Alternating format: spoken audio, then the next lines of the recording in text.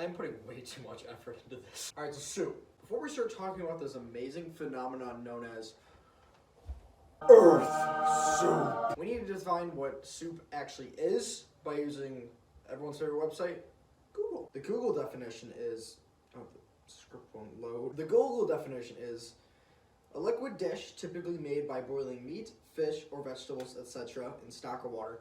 Stock is basically just broth. It's what goes in soups. Everyone knows what broth is. Now, what does this mean? Well, if you didn't figure it out already, we can use the Wikipedia definition of soup. Wait, will I get points off for using Wikipedia? The Wikipedia definition of soup is a primary liquid food, generally served warm or hot, that is made by combining ingredients of meat or vegetables with stock or water.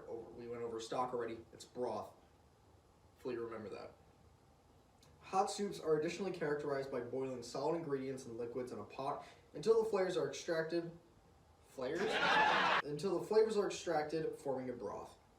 With this definition, we can finally form a claim. Well, my personal opinion on the topic of soup ocean is that I feel like the definitions are including water, which, water is like, 70% of Earth's, total surface or whatever. And there are actually concepts of soup that are in the ocean, like plants, vegetables, meat, and a bunch of other stuff, but I feel like that makes sense because that you can actually call it a soup because it has all the ingredients in it, so it just kind of makes sense.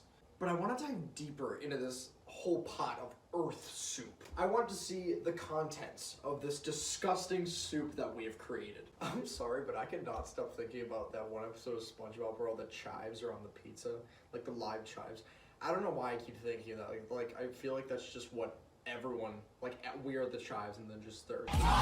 What would be included in such a magnificent soup? Well, first we would have to think about the Earth's layers and what's inside. I don't know. Okay, so you got the crust, which is the first layer of the Earth, and it's like that's the top of the soup. It's like your first impressions.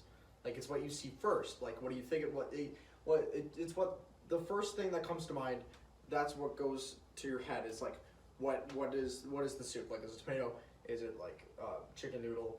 Is it delicious Panera Bread? And you got the mantle, which is the hot part of the soup, like that, like the good stuff. The middle, the hot part of the soup is like bubbles and stuff. And then you got the inner and outer core, which is like the super super hot part, like the bottom of the soup.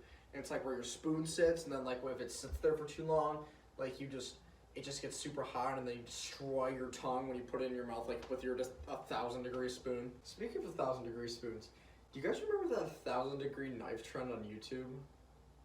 Yeah, me neither. So if you think about it, the Earth can actually be called a soup of some sort. I don't remember when this video turned into Earth science lecture, but whatever. Shut up, guys. The Earth could actually be flat. No, the Earth isn't flat, but if you think it is flat, that's okay, even though you're wrong. So that concludes my argument on Earth soup. This probably won't be 3 minutes, but whatever, I guess. It took many hours. And it took more than you think, actually. It took many hours, and it was kind of painful, but I want to make it kind of enjoyable instead of just a boring 5-minute Google Slides presentation about me talking about Earth soup.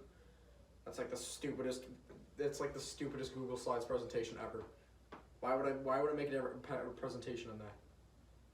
You know what I mean. Goodbye!